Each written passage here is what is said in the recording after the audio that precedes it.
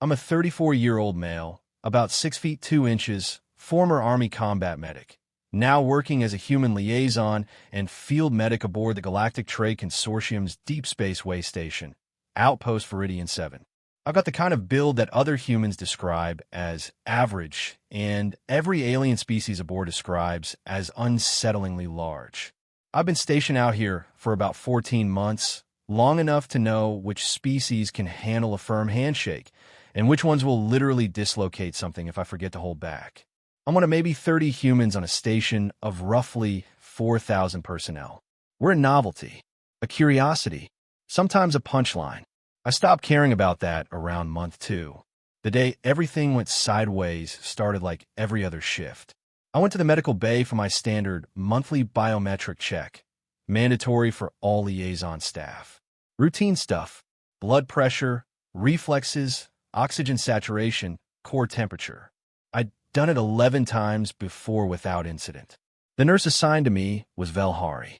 Small, pale blue, 3-fingered, from a species called the Tethin. Calm, methodical, good at their jobs. I liked Velhari. She always offered me the larger exam table without me having to ask, which I appreciated because the standard ones are built for beings that average 4.5 feet tall. She ran through the checklist like clockwork. Blood pressure, fine, though she did pause slightly and mumble something about elevated vascular force. Reflexes, she flinched back when I kicked, which happens. The speed surprises them every time. Oxygen saturation. She stared at the reader for a moment, tapped it twice like she thought it was broken, then moved on. Then she placed the thermal scanner against my sternum for the core temperature reading. The device beeped. Velhari looked at the screen. And then, very quietly, Velhari folded straight to the floor like someone had removed her skeleton. No drama. No warning. Just gone. A neat, efficient faint. I was off the table in half a second, checking her pulse and airway out of pure medic reflex. She was fine, breathing, stable, just out cold. I hit the emergency call panel, kept her in the recovery position, and waited.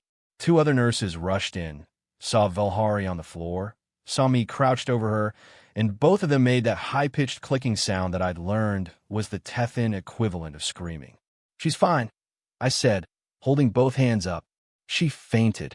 She needs water in about 10 minutes. One of the nurses looked at the thermal scanner, still clutched in Velhari's hand. Looked at the reading. Looked at me. Made the clicking sound again, quieter this time.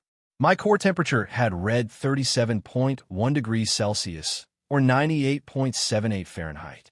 Perfectly normal for a human. The average Tethin runs around 27 degrees Celsius. To Velhari, in that moment, she had essentially pointed a thermometer at a living furnace. I try not to laugh. I genuinely tried. Velhari came around in about 8 minutes, sat up, looked at me, then looked back down at her scanner with the expression of someone who is seriously reconsidering their career choices. That is your resting temperature?" she asked. "Yeah," I said. "Completely normal. You are generating that heat constantly." "Yep." She stared at me for a long moment. "How are you not on fire?" Honestly, Velhari, I asked myself that some days. She laughed, a little shakily, and I helped her to a chair. We were fine. It was a funny story. I was already mentally drafting the message I'd send to my buddies back on Earth. You will not believe what happened to my physical today.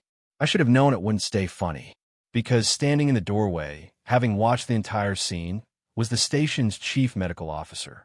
A Dyraki, tall, gray-green, narrow-eyed, with the kind of expression that told you he was already calculating how something could be made useful to him. His name, in their tongue, translated roughly to something that sounded like a filing cabinet being dragged across gravel.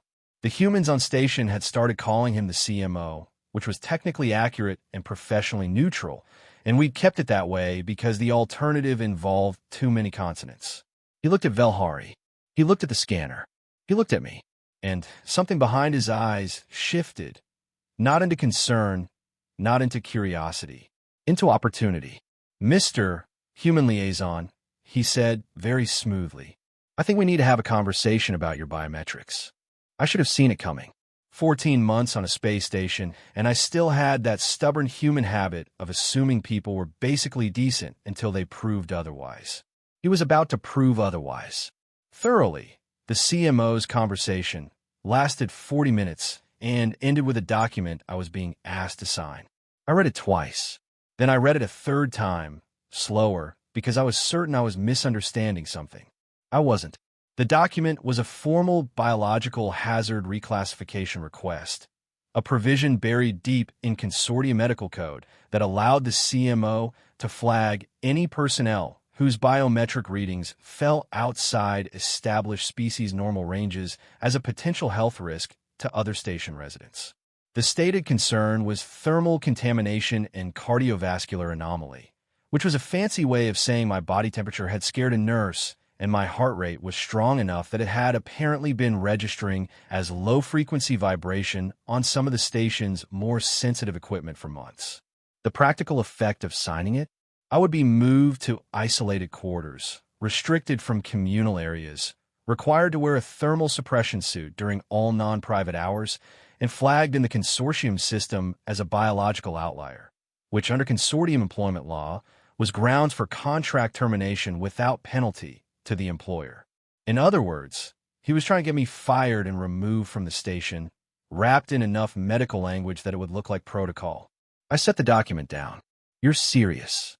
"It is a precaution," the CMO said, in that smooth, unbothered tone he'd clearly been practicing. "The consortium takes the well-being of all station residents very seriously." A nurse fainted because she'd never seen a human temperature reading before. "That's not a hazard. That's a training gap. The data speaks for itself." He tapped the scanner reading displayed on his desk screen. "Your thermal output exceeds safe parameters for Tethin and Dyraki personnel by a significant margin. Close proximity over extended periods. Has been happening for 14 months, I said, without a single documented incident. Until today, which also wasn't actually an incident." He smiled. It didn't reach his eyes. "I'm afraid the medical code is clear." I didn't sign. I told him I'd need time to review the document with legal counsel, which was my right under consortium employment terms, and I walked out. I sent a message to the other human liaisons that night. 30 of us on the station, and it turned out I wasn't the first one he'd tried this with. My colleague in logistics, a 28-year-old former Navy engineer, had received a similar document 2 weeks earlier citing abnormal skeletal density and potential impact risk after he'd accidentally cracked a standard-issue Dyraki chair by sitting in it wrong. He hadn't signed either. The CMO had quietly tabled it, apparently waiting to see if he could make a pattern out of multiple cases. And there was more. A female colleague in communications had been flagged for auditory aggression because her normal speaking voice registered above Tethin comfort thresholds in small rooms. He was building file, human by human, biological quirk by biological quirk. The plan was becoming clear. Reclassify enough of us as biological hazards, establish a pattern, and petition the consortium to phase out human liaisons from Viridian 7 entirely. Right around the time his office was lobbying for a new contract that would replace liaison roles with automated systems. Systems his department would oversee. The man wasn't acting out of medical concern. He was clearing the board for a business deal. That changed things considerably. I spent the next 3 days doing 2 things. First, I got on a call with a consortium-accredited human legal advocate. They exist. There are enough of us in consortium space now to have warranted it, and walked her through every document I had. "He's on thin ice," she told me. The biological hazard provision was designed for genuine contagion events. Using it for thermal variance in a healthy, documented human is a stretch that most review boards would reject. But, she paused, if he gets enough signatures and builds enough of a file before you challenge it, it creates bureaucratic momentum that can take months to unwind. So he wins by burying me in paperwork. That's the play, yes. Second, I started digging into the CMO's own records, specifically the medical bay's incident logs, equipment maintenance filings, and the thermal suppression suits he wanted me to wear. Because here's the thing they don't teach you in alien relations training, but that you learn pretty fast in 14 months. The people who come after you with the most confidence are usually the ones with the most to hide. They use offense as a distraction. By the end of day 3, I had found it. The thermal suppression suits the CMO was ordering, mandatory, at personnel expense under the reclassification protocol, were being sourced from a vendor registered to a holding company. A holding company with one listed director, the CMO's brother-in-law. Every human he reclassified meant a mandatory suit purchase. 30 humans, mandatory equipment, recurring maintenance contracts. He wasn't just clearing the board. He was profiting from clearing the board. I sat back in my chair and looked at the ceiling for a long moment. Then I started making calls that here's what the CMO didn't account for. Humans as a species have an absolutely irrational tolerance for doing annoying amounts of paperwork when we are sufficiently motivated. I filed a formal countercomplaint of procedural misuse with the consortium's medical ethics board, a process that, under consortium law, automatically triggers a hold on any pending reclassification actions until the complaint is reviewed. That bought time. The filing took 6 hours, 3 cups of coffee, and a headache I'd rate as a solid 7, but it went through. Simultaneously, my legal advocate filed a conflict of interest disclosure request against the CMO's office, which compelled the station administration to audit any financial relationships between the medical bay's procurement decisions and external vendors. Under consortium commercial law, that process had a mandatory 72-hour response window, after which noncompliance itself became a violation. The CMO responded within the first 24 hours. Not with compliance, with escalation. He called me into his office again, this time with 2 Iraqi administrative officers present, and told me that the countercomplaint was noted, but that the reclassification process was continuing in parallel because medical safety could not be subordinated to administrative procedure. You cannot proceed while formal complaint is pending, I said. That's in the code. Article 7, Section 14, Paragraph 3. He smiled that same cold smile. Article 7 pertains to reclassification of recognized consortium species. Humans are cataloged under Provisional Annex C, recent inductees. The whole provision does not explicitly extend to Annex C personnel. He'd looked for the loophole. Of course he had. One of the administrative officers shifted uncomfortably. The other one was pointedly studying the wall. So your position, I said slowly, is that the Consumer Protection Clause doesn't apply to us because we're too new. My position is that I am following medical code. I nodded. Okay. I stood up. I'll need that stated in writing, citing the specific provisions, signed by you personally, within the hour. He blinked. That is not standard procedure when a disputed legal interpretation is applied to an active personnel action. Article 22, General Conduct Protocol. I paused. I've had a lot of time to read this week. The administrative officer closest to the door made a very quiet sound that might have been a suppressed laugh. The CMO signed it. He was too arrogant not to. Backing down would have felt like a concession. He handed me the document with the air of someone who had already won. He had just signed a formal, personally attributed statement that the consortium's medical ethics protections did not apply to human personnel. On record, with witnesses. My legal advocate called it the single most useful thing he could have done for our case. Her exact words were more colorful than that, involving a phrase from her home region that roughly translated to a fish that handed you the hook. We filed it with the ethics board within the hour, and then we filed it with the Consortium Parliamentary Oversight Committee, a separate body that handled allegations of systemic discrimination against provisional member species, which was a rather larger stage. The vendor audit came back in 71 hours. The financial connection between the CMO's procurement orders and his brother-in-law's holding company was, in the auditor's language, irregular and warranting further review. In human language, obvious enough that the auditor had apparently flagged it in the first 10 minutes and spent the remaining 61 hours documenting just how extensive it was.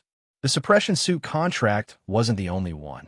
There were filtration system contracts, medical supply agreements, equipment leasing arrangements, all quietly routed through the same holding company over the past 3 years, totaling an amount that made my legal advocate whistle when she read the number. The CMO had been running a personal profit operation through the station's medical procurement budget for 3 years. The human reclassification scheme wasn't the main event. It was him getting greedy, trying to add one more revenue stream, while simultaneously removing personnel who were, apparently, starting to ask too many questions just by existing at a different body temperature. The Parliamentary Oversight Committee issued a formal inquiry notice within 48 hours of receiving our filing. Under consortium law, that triggered an automatic administrative suspension of the CMO's authority pending investigation, meaning all his pending reclassification actions, loophole or not, were frozen. He was escorted out of the medical bay by station security on a Thursday morning. I was in the corridor when it happened. I wasn't waiting there on purpose. I was genuinely just getting coffee. But I won't pretend I didn't stop to watch. He saw me, and for the first time since this started, that smooth, calculated expression cracked, just slightly, into something raw and furious. "You have no idea what you've disrupted," he said. "Your procurement fraud?"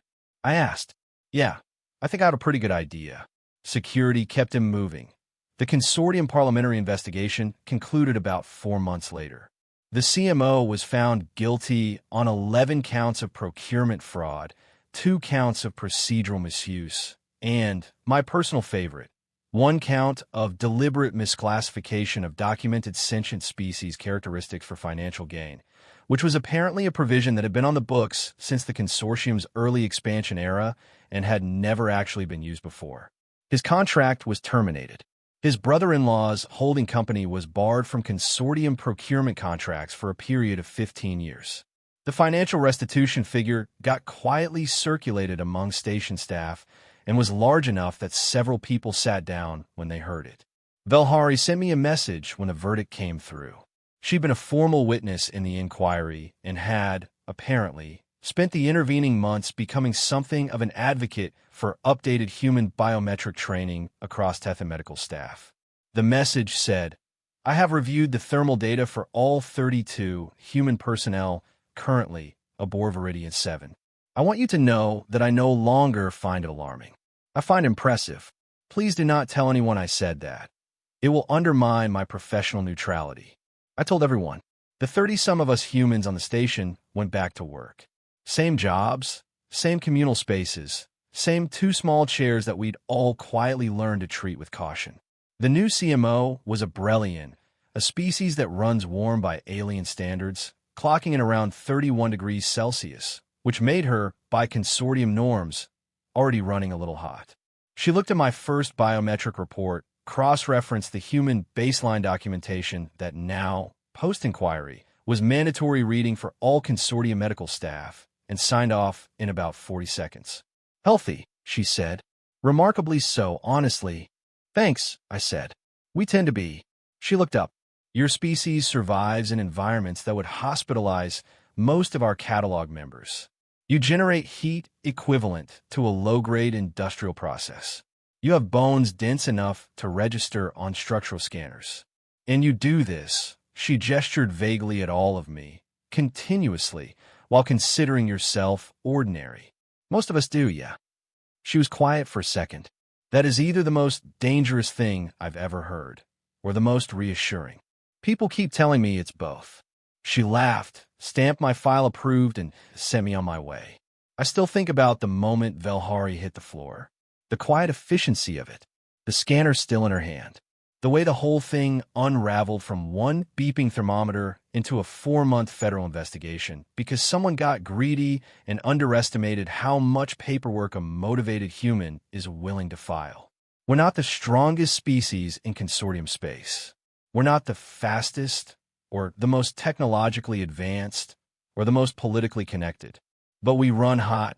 Our bones don't break easy, and when someone tries to push us out the door with a clipboard and a loophole, we will read every single line of every applicable legal code until we find the one that hands it back to them.